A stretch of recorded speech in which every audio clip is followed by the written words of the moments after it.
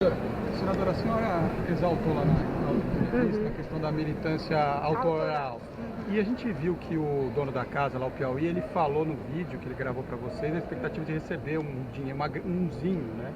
Deve ser um dinheiro, uma contribuição por ter a casa. Queria que a senhora esclarecesse isso, se ele recebeu e se ele tinha alguma promessa de receber.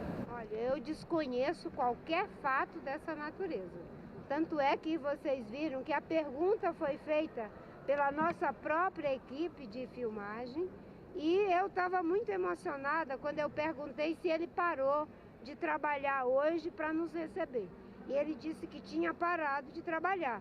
E disse também, eu perguntei a ele qual era a diária que ele fazia, ele me disse o valor da diária e eu fiquei muito emocionada, porque eu pensei, meu Deus, essa pessoa que já vive numa situação de tanta pobreza, de tanto sofrimento, para com um dia de trabalho, para nos receber, eu fiquei emocionada. Depois eu tive a notícia que o Nilson me falou, que é meu assessor de imprensa, que quando fez a pergunta para ele, ele fez um gesto insinuando a expectativa que você acaba de mencionar.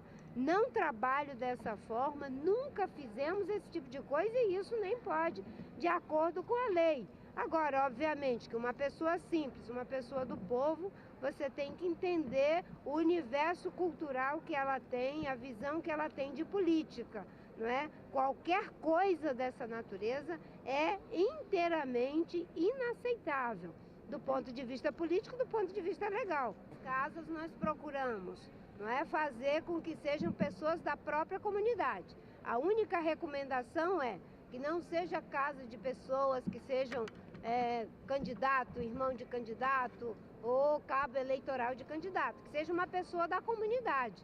E aí os companheiros aqui de Osasco identificaram essa casa e indicaram para mim, Eduardo. Do mesmo jeito que cheguei em Minas Gerais, foi indicada a casa do Hélio. No caso do Hélio, o Hélio é uma pessoa que, enfim, é um militante consciente, autoralmente falando. Desde 2010 participou do movimento. Do mesmo jeito a Casa da Ada lá em Rio Branco, Acre, que inclusive é uma pessoa que é formada em economia comunitária, mas mora num bairro pobre de periferia junto com seu filho. No caso do senhor Piauí, da dona Maria, não é?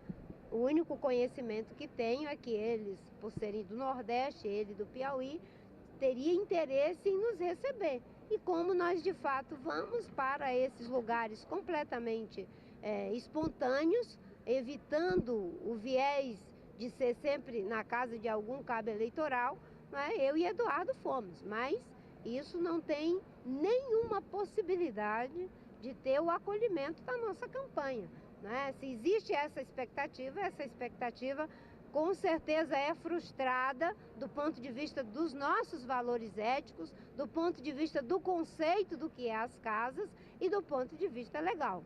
Senadora, agora, se ele está com essa expectativa, a gente pode deduzir que alguém deve ter falado que ele ouviu falar alguma coisa. A campanha vai querer apurar isso? Com certeza, já está sendo apurado. Eu já pedi para o Reinaldo, que é um dos nossos organizadores aqui, que faça toda essa apuração. Obviamente que vocês viram uma situação de dificuldade dessas pessoas. Infelizmente, eles estão acostumados com o padrão das campanhas como são feitas por muitos segmentos, né? No nosso caso, não há a menor possibilidade. E o que nós fizemos em 2010, não é, foi um trabalho sério de registro, de cadastro, de triagem, para que não acontecesse nenhum tipo de pessoas, inclusive, que fossem botar a placa nas suas casas e depois sofrer algum tipo de retaliação. Um cuidado que eu sempre tenho é que quando são pessoas em situação de fragilidade, evitar se essas pessoas podem sofrer, inclusive, algum tipo de retaliação. Eu fiquei particularmente tocada com a ideia de que ele tinha perdido um dia de trabalho no depoimento dele. Vocês viram o meu depoimento, então jamais isso tem a menor possibilidade, não é, de ser algo que a campanha possa estar promovendo. Lamento profundamente, não é, que tenha essa expectativa, mas é uma expectativa que é frustrada do ponto de vista dos nossos valores, do ponto de vista do conceito do que são as casas e do ponto de vista legal. A programação de vocês, a senhora e o candidato Eduardo, vocês têm programação para caminhadas no estado de São Paulo e comícios também, juntos? Olha, a gente vai fazer várias atividades. Nós temos um comitê que inauguramos, que é o comitê da campanha Eduardo e Marina, e esse comitê vai fazer as atividades que são do campo da rede sustentabilidade com o PSB, com o PPS, com o PPL, com os partidos que compõem a frente e as nossas atividades independentes. Como eu disse, aqui em São Paulo, eu não tenho um palanque, eu tenho um tablado. E o tablado é andando, é conversando, é fazendo os encontros. Vamos fazer o encontro com a Erundina, com as mulheres. Vamos fazer vários encontros com juventudes, setores dos movimentos culturais, como fiz em São Paulo em 2010.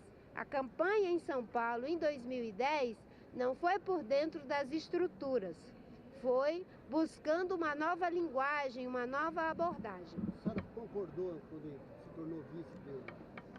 O que foi combinado está sendo mantido ou algumas coisas estão sendo modificadas agora?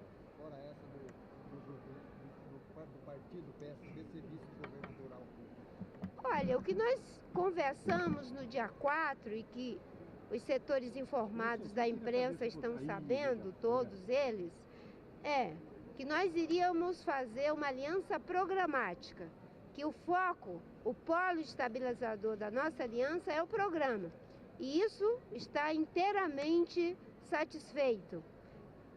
O outro aspecto era das alianças. Como nós sabemos que somos dois partidos diferentes, já no dia 4, eu e o Eduardo estabelecemos que íamos trabalhar para ter as candidaturas nos estados aonde isso fosse possível e aonde não fosse, manteria a independência. Somos independentes em São Paulo, somos independentes no Rio de Janeiro, que tem uma aliança com o PT, somos independentes em Santa Catarina, no Paraná.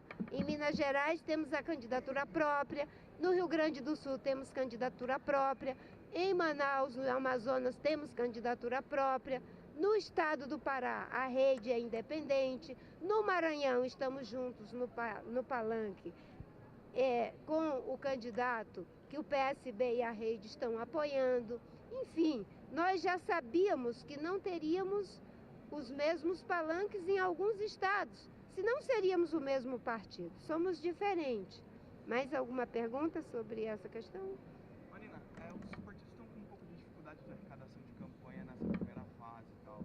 A senhora atribui isso a uma campanha que ainda está morna ou uma questão de política mesmo, da desconfiança das empresas em aplicar nas campanhas? Olha, esse termo aplicar nas campanhas eu diria inadequado. Existe uma legislação eleitoral que possibilita, não é, do ponto de vista legal, a doação de pessoa física e de pessoa jurídica. No meu caso e do Eduardo, a nossa campanha é uma campanha modesta, com pouca estrutura, com pouco tempo de televisão.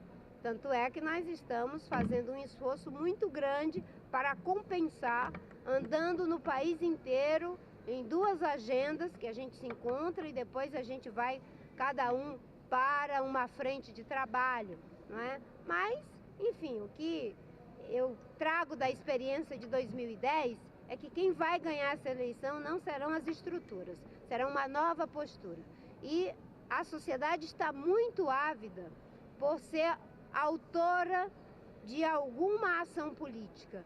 E eu tenho certeza que a partir do momento em que tivermos a cobertura equânime da imprensa em relação à nossa agenda, em que iniciar os programas eleitorais e que as pessoas fiquem sabendo que eu e o Eduardo estamos unidos em torno do passe livre, da educação de tempo integral, da proteção do meio ambiente com desenvolvimento, da infraestrutura para evitar, inclusive, os apagões que vêm desde a época do governo do Fernando Henrique, a população brasileira vai ficar do lado da candidatura de Eduardo Campos, porque é ela que quebra a polarização, é ela que sinaliza a mudança, a transformação de qualidade, não é a mudança raivosa, conservadora, que quer jogar na lata do lixo tudo que se conquistou. Mas também não é a situação complacente que acha que está tudo bem, mesmo quando temos a volta da inflação, crescimento baixo, juros subindo, péssimo atendimento de saúde, de educação. Então a sociedade já sabe que tem duas barrancas de rio, obrigando-a a caminhar sempre no mesmo leito, não é? Até hoje o PT e o PSDB, eles obrigam as pessoas a terem que fazer a opção entre uma coisa ou outra. Eu e o Eduardo estamos trabalhando com o conceito da escolha. E a escolha precisa ser construída. E a construção da escolha é olhar para o nosso programa, para as nossas propostas, para as nossas trajetórias, os nossos compromissos e nos ajudar a mudar o Brasil. Mas mudar o Brasil com qualidade. Não é mudar o Brasil, né, dando um passo atrás, é um passo à frente. É nem ficar estagnado com Dilma, nem voltar atrás com Aécio, é ir à frente com Eduardo presidente. Até rimou.